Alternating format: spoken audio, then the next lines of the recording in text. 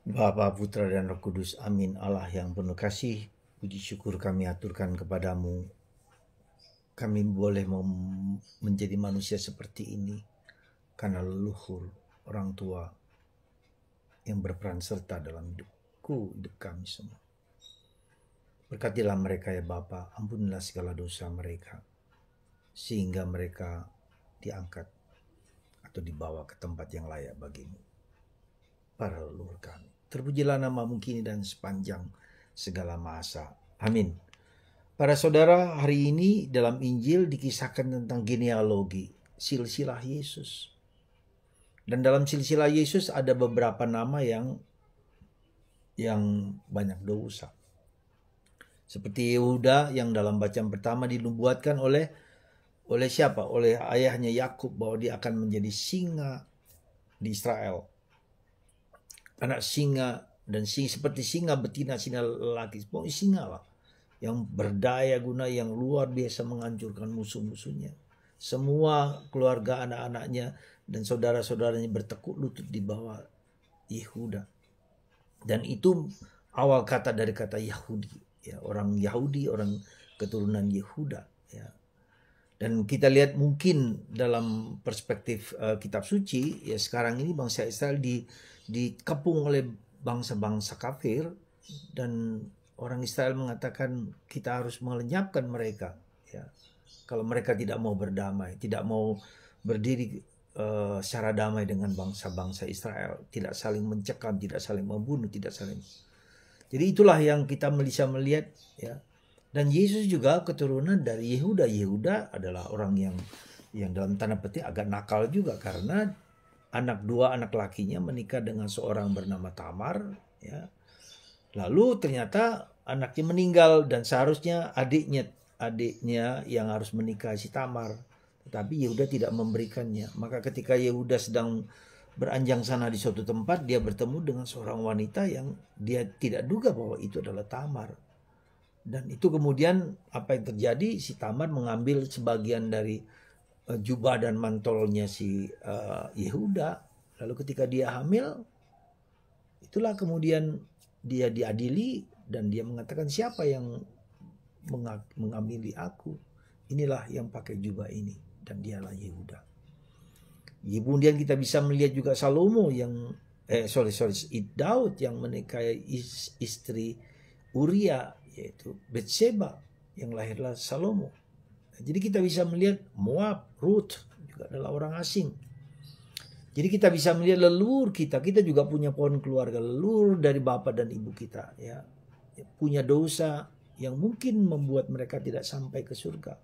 Maka layak dan pantaslah kita berdoa untuk para leluhur kita, supaya mereka diangkat ke tempat yang layak di sisi surga, ya. Dan tidak mempengaruhi, tetapi berakibat juga bagi kita sekarang di dunia ini. Karena itu kalau leluhur kita baik, maka kita juga menjadi baik. Maka itu juga kalau misalnya kita bisa melihat, ya, misalnya sejarah bangsa kita juga, misalnya Soekarno dan Hatta, dan kita bisa melihat bagaimana Soekarno diperlakukan oleh Soeharto, ya. Dan itu akan terus kena juga pada kita juga. Terjadi bentrokan-bentrokan antara pemimpin-pemimpin yang haus dan kekuasaan dan seterusnya. Bahkan ada yang menyebut pola ini juga ada terjadi pada pola kerajaan Majapahit, jajan dulu. Maka mari kita mendoakan juga leluhur bangsa dan negara kita yang telah berjuang, yang diperlakukan tidak adil, ya, yang dirampas hak-haknya, ya, seperti Soekarno. Kita tahu bagaimana dia diperlakukan dengan sadis dan kejam, ya. Kecuali kita bisa melihat Yesus sendiri yang harus menanggung beban dosa semua umat manusia. Jadi keselamatan Yesus bukan hanya kepada bangsa Yahudi, tapi kepada kita semua, kepada segala bangsa. Keselamatan itu untuk segala bangsa. Maka dia mengorbankan diri meski diperlakukan dengan kejam untuk kebaikan dan keselamatan manusia. Maka mari kita bersyukur, saudaraku terkasih, bahwa kita adalah pengikut Yesus. Ya, kita berdoa Yesus yang telah membersihkan kita semua di dunia ini maupun yang di leluhur kita. Kita mohonkan itu. Ya, kita mohonkan supaya leluhur kita yang belum sampai ke tempat yang layak, kembali ke surga dengan penuh pengampunan dari Yesus Kristus. Kita bersyukur Yesus Kristus wafat untukku, untuk leluhurku, untuk siapa saja yang kita mohonkan rahmat berlimpah untuk mereka. Dan itulah maka kenapa Yesus dimakamkan ya, sampai ke dalam tanah. Itu juga mengingatkan kita akan leluhur kita. Yesus menebus mereka juga. Sebelum Kristus, leluhur kita siapapun. Bahkan yang mungkin tidak beragama sekalipun. Karena keselamatan Yesus itu untuk semua manusia. Agama apa saja. Mereka suka atau tidak suka, nggak apa-apa.